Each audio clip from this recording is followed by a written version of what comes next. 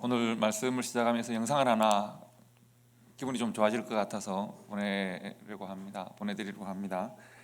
자녀들과 함께 꼭 보시면 좋겠고, 한국에 관한 영상이었어요.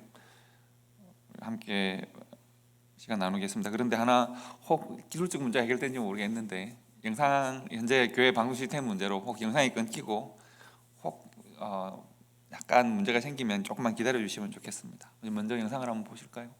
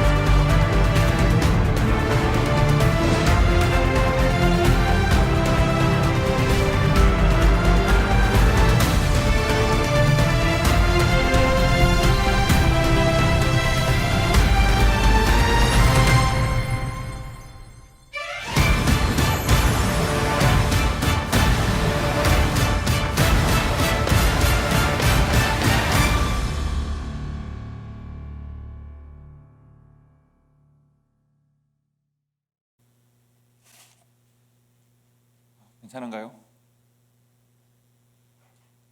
예, 좋군요. 현재 전 세계가 함께 고통을 당하고 있고 또 아직도 가야 할 길이 먼 것 같습니다. 한국이 너무 빨리 이런 영상을 만든 게 아닌가라는 생각이 들기도 물론 합니다. 빨리 지금 벌써 축제를 할 때는 아니니까요.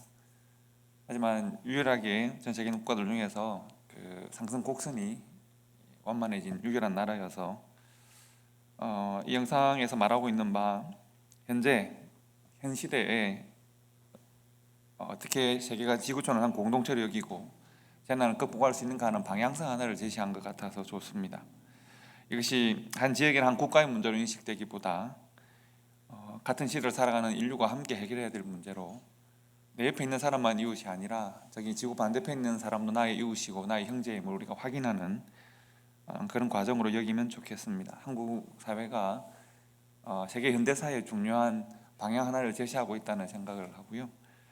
우리가 이 어려운 가운데서도 이웃이 건강하지 않으면 내가 건강할 수 없다. 우리 같은 시대에 같은 호흡을 서로 나누며 섞으며 살아가는 사람들이기 때문에 내 이웃이 내 곁에 나와 동시대를 살아가는 내 곁에 있는 사람이 건강하지 않으면 내가 건강할 수 없고 나의 가족의 안전도 보장할 수 없다. 이 생각들을 우리가 함께 공감할 때 좀 더 우리가 살아가는 시대를 좀 더 밝게 만들 수 있지 않을까 그런 생각을 합니다. 저는 제가 여러분들에게 설교를 하면서 말씀을 드린 적이 있습니다. 제가 우리 인생의 상황들을 가장 요약한 지혜가 축적되고 집약된 제가 좋아하는 말씀이 있는데 그 말씀은 전도서 7장 14절이라고 제가 늘 말씀해 왔습니다. 전도서 7장 14절을 보시면 이렇게 되어 있습니다. 형통한 날에는 기뻐하고 공고한 날에는 이전 성경에는 생각하라고 되어 있고 개정 개혁에는 되돌아보아라 라고 되어 있습니다. 하나님은 이 두 가지를 병행하게 하셔서 사람이 그의 장래 일을 능히 헤아리 알지 못하게 하셨다 이렇게 되어 있습니다. 그런데 영어 성경에는 이것이 어떻게 되어 있느냐 하면 When times are good, be happy. When times are bad, consider 이렇게 되어 있습니다.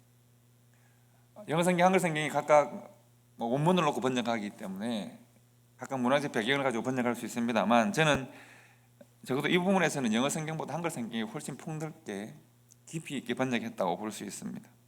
When times are good, when times are bad 이거보다 형통한 날, 공고한 날 훨씬 좋지 않습니까? 훨씬 더 많은 의미가 내포되어 있는 건 아닐까요? 생각해보면 솔로몬 정도가 되면 솔로몬 우리 잘 아시죠? 솔로몬 정도가 되면 형통한 날, 그 다음 날도 또 형통한 날, 그 다음 날도 또 형통한 날 형통한 날만 계속 반복될 것 같은데 아마도 솔로몬이 말하는 것을 들어보니 그의 인생에도 times good 혹은 times bad 형통한 날과 공고한 날이 있었던 모양입니다. 어떤 인생에도 형통한 날들만 반복되는 사람은 없고 어떤 인생에도 공고한 날만 반복되는 인생은 없나 봅니다. 여러분도 그렇습니까? 여러분의 삶도 형통한 날과 공고한 날이 반복되어 있었습니까? 내 인생에는 형통한 날이 조금 공고한 날은 많아요. 혹은 공고한 날은 조금 형통한 날이 많아요 라고 하실지 모르겠지만 중요한 것은 그것은 우리 인생에 늘 섞여 있습니다. 우리 인류가 지나온 한 세기를 돌아봐도 그렇습니다. 지난 20세기의 인류가 하나님께서 인류를 이 땅 가운데 보내신 이후에 그 100년은 이전 어느 세계와도 비교할 수 없는 가장 큰 번영과 발전을 경험했었습니다. 지난 20세기가 그랬습니다. 그리고 반대로 역사상 가장 많은 전쟁과 살육을 경험하고 가장 많은 비극을 경험했던 한 100년이기도 합니다. 우리 교회 카톡방에 죄송합니다만 이름을 직접 언급해 죄송합니다만 남장로님 카톡 제가 보면서 그렇다고 생각했습니다. 현재 상황이 여러분 그렇지 않습니까? 남장로님 말씀대로 태어나 보니 일제강점기였습니다. 6.25라는 동족 상잔의 전쟁을 나는 전혀 내 인생에 잘못한 것도 없고 나는 원하지도 않았는데 동족 상잔의 전쟁을 경험해야 했습니다. 누군가가 스스로가 정권을 잡아서 군사 독재를 강행했습니다. 반복되었습니다. 수많은 동족들 같은 자국민을 자국의 군대가 죽이는 일들이 있어서 그렇게 정권을 잡은 그들이 대통령이 되어 다스린 때가 있었습니다. 그런 것들을 극복하고 IMF를 맞이했는데 도대체 온 국민이 최선을 다해서 일해서 가장 열심히 일하는 국가였는데 IMF가 왔습니다. 그것을 또 잘 극복하고 넘어왔더니 코로나 바이러스라는 것이 있어서 그 어려운 시대에도 다 예배를 놓치지 않았는데 교회들이 예배하지 못하는, 가정에서 예배를 해야 되는 이 시대가 또 다가왔습니다. 어떻게 이렇게 험난한 일들이 반복될까? 그러나 생각해 보면 그러한 고난만 있는 것은 또 아니지 않습니까? 그렇게 비참하게 시작된 한국이라는 나라, 지난 한 세기가 일본의 강점으로 한 세기가 시작되어졌는데, 동족 간의 전쟁이 있었는데, 군사 독재가 있었는데도 그럼에도 불구하고 한국이라는 나라는 이제 한 세기를 지났더니 세계 10여 강대국이 되었습니다. 우리 남장로님을 비롯한, 우리 여기 계신 장로님을 비롯한 우리 어르신들, 참 가난한 나라에서 가난하게 태어나서 헐벗게 자랐는데 지금 우리 손자들은 어떻습니까? 고난과 역경이 많았는데 지금 자녀들은 어떻습니까? 그리고 우리 어르신들은 이제 이전과는 전혀 다른, 우리 어르신들이 어릴 때 보던 그 한두 세대 위의 어른들과는 전혀 다른 지금의 삶을 살고 계시지 않습니까? 생각해 보면 공고한 날만 반복되는 것 아니고 형통하지만도 않았던, 형통함과 공고함이 늘 함께 우리의 삶에 다가와서 우리가 그런 삶을 살아왔습니다. 그리고 아마 솔로몬도 그랬던 것 같습니다. 여러분, 그러면 어떻게 할까요? 우리가 어떻게 살아갈까요? 형통함도 있고 공고함도 있습니다. 그럼 우리는 뭐 그렇게 살면 되겠습니까? 형통한 대로는 형통해졌으니 형통한 대로 살고, 공고하면 그저 곤고하게 살아가면 되겠습니까? 솔로몬은 그것이 아니라고 말을 합니다. 솔로몬이 아들에게, 그리고 하나님께서 솔로몬을 통해서 여러분과 제게, 교회와 성도에게 주시는 이 말씀은 뭔가 하면, 공고할 때가 있을 것이다, 형통할 때가 있을 것이다. 그렇다면 형통할 때는 어떻게 살고 공고할 때는 어떻게 살까? 형통하면 그저 형통한 대로, 공고하면 그저 공고한 대로 사는 것이 아니라 그때 각 때마다 살아야 될 삶의 모습이 있다는 것입니다. 먼저 형통할 때는 기뻐하고 감사하는 삶을 살아야 합니다. 하나님의 은혜를 노래하며 살아야 합니다. 그리고 공고할 때는 생각해야 합니다. 묵상해야 합니다. 기도해야 합니다. 고난에는 메시지가 숨어 있습니다. 하나님은 인생에게 형통함과 공고함을 병행해서 주신다. 왜 그럴까? 왜 하나님께서는 형통함에도 하나님이 계시고 공고함에도 하나님이 계시니까? 그리고 이것을 병행해서 주시는데 그 이유는 뭔가 하면, 이 두 가지를 병행하게 하셔서 사람이 그의 장래의 일을 능히 알아서 준비하지 못하도록, 나는 잘 되기만 할 거야, 왜냐하면 나는 그런 사람이니까, 나는 능력이 있으니까, 나는 안 될 거야, 나는 비참한 삶을 사니까, 나는 그만한 가치가 없으니까, 이것이 아니라 하나님께서 때로는 잘 되게 하시고, 때로는 형통하게 하시고, 때로는 힘들게 어렵게 하시고, 그 일들이 병행하여 오는 것은 잘 되는 것도 나의 능력만 아니고, 힘든 것도 내가 못나서가 아니고, 이것이 우리의 삶이므로 잘 될 때도 힘들 때도 하나님을 생각하고 하나님 앞에서 하나님만을 의지하는 삶을 살게 하려는 하나님의 뜻이 숨어 있는 것입니다.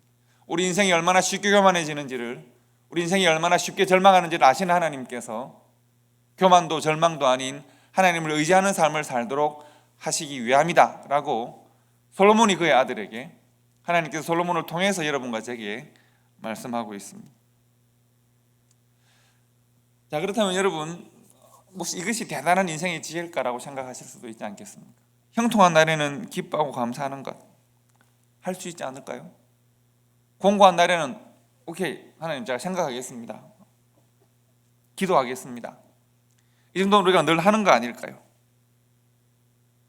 이 정도는 우리가 늘 해오던 일 아닐까요? 잘 되면 기뻐하는 건 당연하고 힘들면 생각하는 건 당연한데 우리가 생각할 수도 있습니다.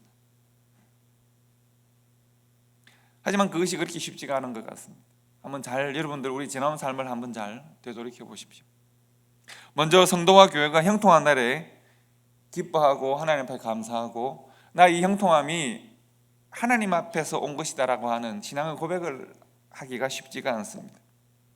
우리의 형통함, 내가 잘 되는 것이 당연한 것이다라고, 이것은 나로 말미암은 것이고 이것은 내 것이라고 생각하는, 우리는 너무나도 쉽게 그런 교만에 빠지기 때문에 그렇습니다.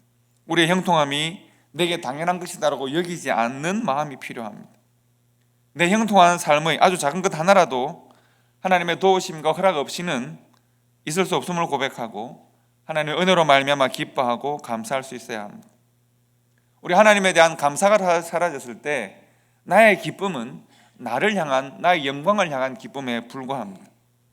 안타깝게도 대부분 우리는 형통한 날에 나의 형통의 원인을 생각하지 않기 때문에 감사가 없고 기쁨도 나를 위한 기쁨만 가지려고 합니다.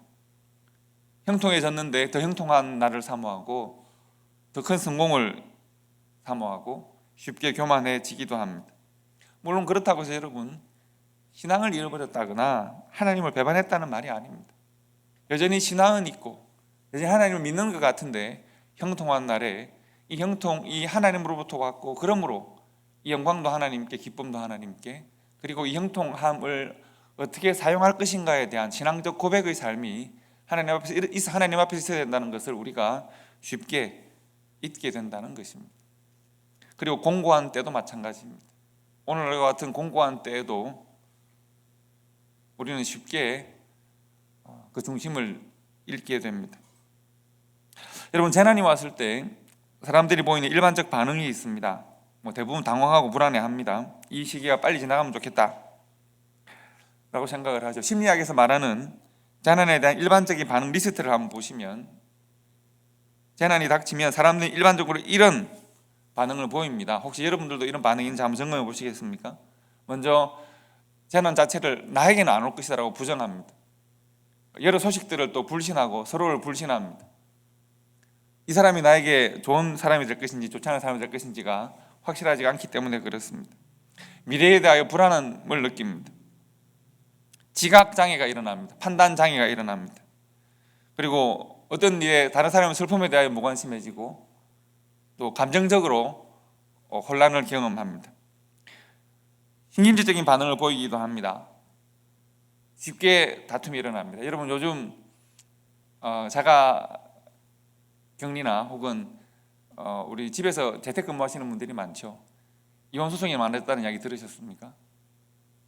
붙어 있다 보니까 싸움이 많아지고 서로가 신경질적인 반응을 보이다 보니까 다툼이 많아지고 지금 이혼에 관한 소송들이 급증하고 있다고 합니다.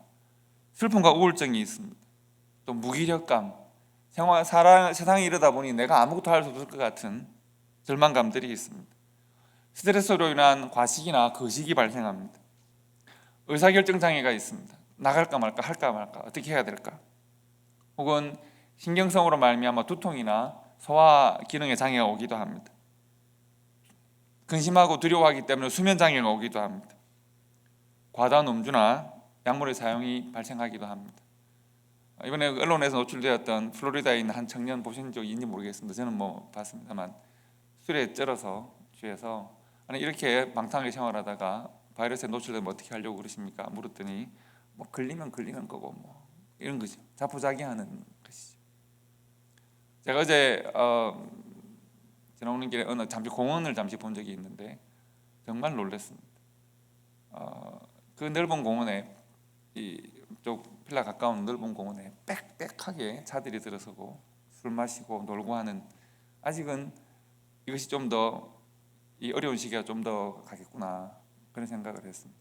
그 사람들이 이 지금 현재 보이는 반응 중에 하나로 보이는 거죠. 부정하는 거죠. 내게는 나는 위험하지 않을 거야. 이 정도는 괜찮을 거야. 이건 부정에 관한 것이고요. 두려움으로부터 숨는 것입니다. 그리고 자포자기하는 마음도 있습니다. 걸리면 어떻게 하라고. 사실은 미국에서 의료시설이 이렇게 우리가 의료에 대한 접근성이 낮아서 그러다 보니까 걸리면 견뎌야지 이런 지나가겠지 이런 자포자기하는 마음으로 모여서 술 마시고 파티하고 그렇게 합니다. 그들에게 이런 반응을 보인다고 해서 그들이 하나님을 믿지 않는다거나 신앙 자체를 부정하거나 하는 것은 아니라고 생각을 합니다. 다만 기뻐할 때도 마찬가지고 슬퍼할 때도 마찬가지인데, 좋아할 때도 마찬가지고 좋지 않을 때, 형통할 때, 공고할 때 다 마찬가지인데요. 우리에게는 신앙이 있습니다. 신앙이 있는데 우리는 쉽게 형통할 때는 교만해지고 공고한 날에는 불안하고 절망을 하게 되는 것이죠. 내 삶의 이 상황이 내 생각과 내 감정을 지배하는 것입니다. 나는 공고한 날이 임했습니다. 나는 공고해질 겁니다. 심령이 피폐해지고 어려워집니다. 내게는 형통한 날이 찾아왔습니다. 나는 잘 될 겁니다. 그래서 교만하게 삽니다. 형통한 날이나 공고한 날이나 삶의 상황이 바뀌니까 나는 다른 사람처럼 살아가는, 이것은 하나님께서 우리들에게 원하는 것이 아닙니다. 솔로몬 또한 아들에게 이것을 말하는 것이 아닙니다. 삶의 상황이 너의 마음을 결정하도록, 내 감정을 결정하도록 만들지 말라는 것입니다. 형통할 때가 있을 것입니다. 그렇다고 교만하거나 공고한 날이 있을 것입니다. 그렇다고 절망하거나 하지 말고 형통한 날에는 하나님이 주신 기쁨으로 감사하고 하나님께 영광을 돌리고, 공고한 날에는 하나님의 때를 기다리고 묵상하는, 그래서 나의 형통함과 공고함이 내 감정과 내 마음과 삶을 결정하는 것이 아니라 하나님을 바라보는 삶을 살아가도록 하게 하시기 위해서 우리에게 그 날을 병행하게 하셨다는 것입니다.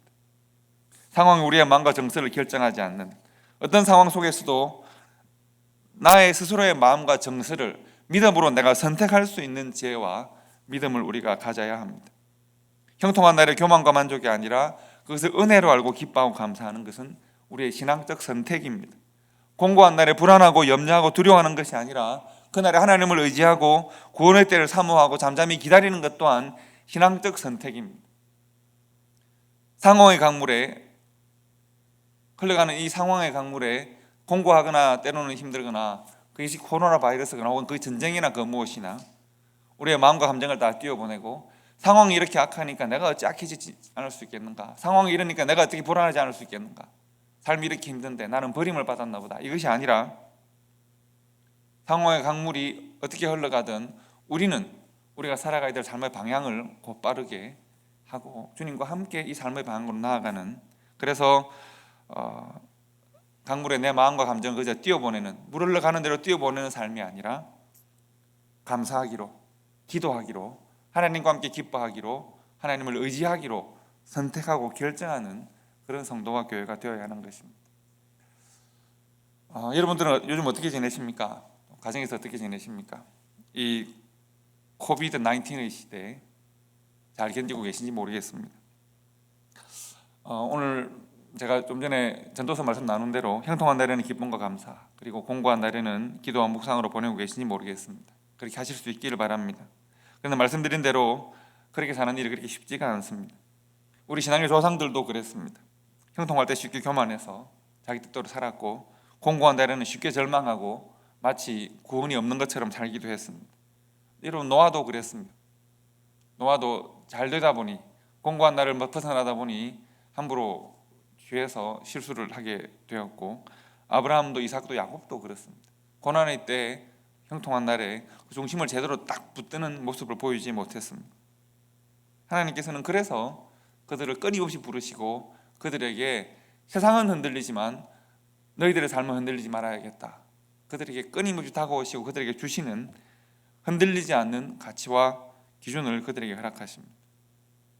그리고 또한 흔들리는 사람들 우리가 만나는데 언제 만나느냐 하면 오늘 본문의 말씀, 마태복음 말씀에서 만났습니다. 오늘 본문 읽은 말씀들을 기억하시기 바랍니다. 예수님께서 사역을 마치시고 이동하시면서 갈릴리 바다에서 작은 목선을 타고 이동하십니다. 그런데 풍랑을 만났습니다. 제자들은 쉽게 두려움에 빠집니다. 목선이 파도에 흔들리니까 그들의 마음도 흔들립니다. 목선이 물이 휘몰아치니까, 폭풍우가 휘몰아치니까 그들의 마음에도 폭풍우가 휘몰아칩니다. 그들은 불안합니다. 그들은 두렵습니다. 예수님을 봅니다. 예수님이 뱃머리에 머리를 누이고 주무시고 계십니다. 이 장면은 너무 상징적입니다. 그들이 예수님을 깨웁니다. 오늘 말씀을 다시 읽어드리면 이렇습니다. 배에 오르심에 제자들이 따랐더니 바다에 큰 놀이 일어나 배가 물길에 덮이게 되었으되 예수께서는 주무시는지라. 그 제자들이 나와 깨우며 이르되 주여 구원하소서, 우리가 죽겠나이다. 예수께서 이르시되 어찌하여 무서워하느냐, 믿음이 작은 자들아 하시고 곧 일어나서 바람과 바다를 꾸짖으시니 아주 잔잔하게 되거늘 그 사람들이 놀랍게 여기 이르되 이가 어떠한 사람이기에 바람과 바다도 순종하는가 하더라. 예수님은 주무시고 계셨습니다. 제자들은 과연 어떤 마음으로 예수님을 깨웠을까요? 여러분이 제자가 되어서 한번 감정을 이입해 보시기 바랍니다. 그들은 어떤 마음이었을까요? 왜 예수님을 흔들어 깨웠을까요? 첫째, 그들은 아마도 문제에 집중했을 수 있습니다. 문제는 뭡니까? 폭풍과 몰아친다는 겁니다. 바다 위에 있는데 배는 조그만데 큰 파도가 몰아칩니다. 문제에 집중했을 수 있습니다. 예수님, 우리는 이 문제를 보고 있는데 당신은 문제가 보이지 않습니까? 파도가 보이지 않으십니까? 우리 배는 이렇게 작고 파도는 이렇게 큽니다. 이 파도는 우리가 이길 수 있는 파도가 아닙니다. 어쩌려고 이러십니까? 혹은 제자들은 자신의 두려움에 집중했을 수 있습니다. 자신의 감정에 집중했을 수 있습니다. 내가 이렇게 두렵단 말입니다.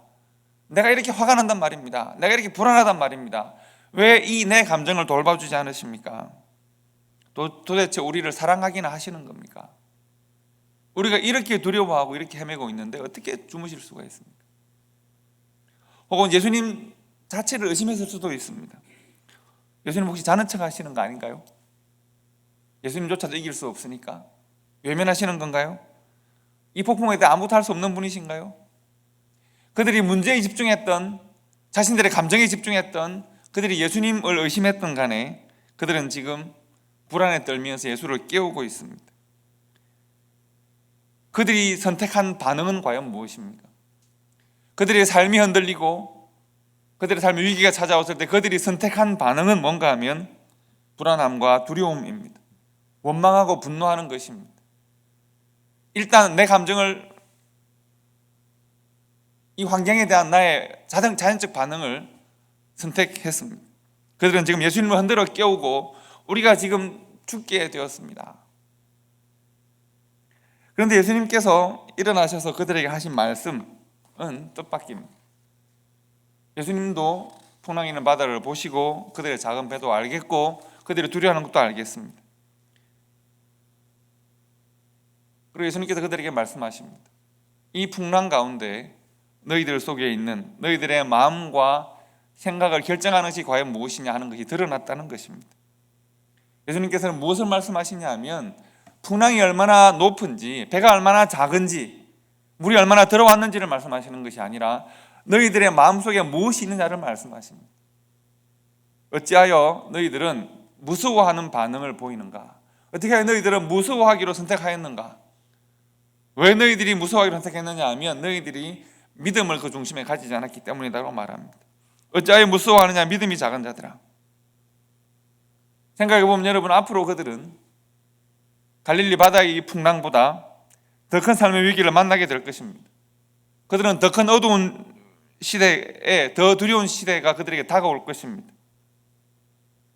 그들이 지금 이런 상태라고 하면, 이런 믿음으로 환경이 이렇게 변하고 상황이 저렇게 변하면 환경이 결정하는 대로 내 감정과 내 마음을 맡기고 흔들리며 살아간다면 자신의 삶의 문제가 다가올 때마다 그들은 아마 흔들리고 원망하고 절망하고 분노하게 될 것입니다. 그들의 마음의 중심에 견고하게 자리 잡은 믿음이 없다면 말입니다. 그들은 누구를 향한 믿음을 가져야 합니까? 마태복음 5장부터 7장까지 말씀, 오늘 이 본문 이전 말씀을 보시면 예수님은 그들에게 천국의 복음을 선포하십니다. 산상보훈이라는 말입니다. 그리고 예수님께서는 복음을 전파하시고 천국 복음을 전파하시고 8장으로 넘어오면 나병 환자를 고치십니다. 백부장의 하인을 고치십니다. 베드로의 장모를 일으키십니다. 심지어 제자들 중에 한 사람이었던 베드로의 장모까지 일으키십니다. 놀란 사람들이 병자들과 귀신 들린 사람을 데리고 왔다고 했습니다. 예수님께서 그들을 다 고치셨습니다. 그리고 성경이 이러한 천국 복음을 전가하시고 병자를 고치셨던 이러한 일들을 해석하기를 이는 선지자 이사야를 통하여 하신 말씀에 우리 연약한 것을 친히 담당하시고 병을 짊어지셨도다 함을 이루려 하심이더라 라고 했습니다. 여러분, 예수님의 이 사역, 말씀을 전하시는 사역과 병자를 고치시는 사역을 구약의 이사야 메시아 예언을 통하여 해석한 것입니다.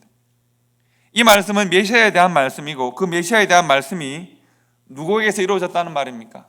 예수 그리스도에게서 이루어졌습니다. 우리가 그토록 기다리던 메시아가 지금 우리에게 다가왔습니다. 지금 우리와 함께 배를 타고 있는, 주무시고 있는 이분은 바로 메시아이십니다. 예수님께서 그것을 그들에게 보여주시고 말씀하셨습니다. 바람과 파도에 지배당하는 분이 아니라 파도를 지으시고 바람을 만드신 분이 하나님이십니다. 예수님께서는 두려워서 예수님을 흔들어서 소리치며 깨우는 제자들에게 너희들의 마음 깊은 곳에 아직 믿음이라고 하는 가치가 견고하게 자리 잡지 않았기 때문에 너희들이 이렇게 두려워하고 이렇게 흔들리는 것이다. 아무리 약한 시련도, 아무리 얕은 돌뿌리도 마음속에 하나님을 나의 아버지로 믿는 믿음, 예수를 나의 구세주로 믿는 믿음, 성령 하나님이 나와 동행하신다라고 하는 믿음, 이 믿음이 없다면 약한 바람에도 넘어지고 작은 돌부리에도 걸리고 작은 시험에도 소리치고 두려워하고 분노하게 될 것입니다. 예수님은 지금 제자들에게 그들 속에 흔들리지 않는 가치로서의 믿음에 집중하고 있습니다. 근데 여러분, 우리가 공고한 시대를 지나고 있습니다.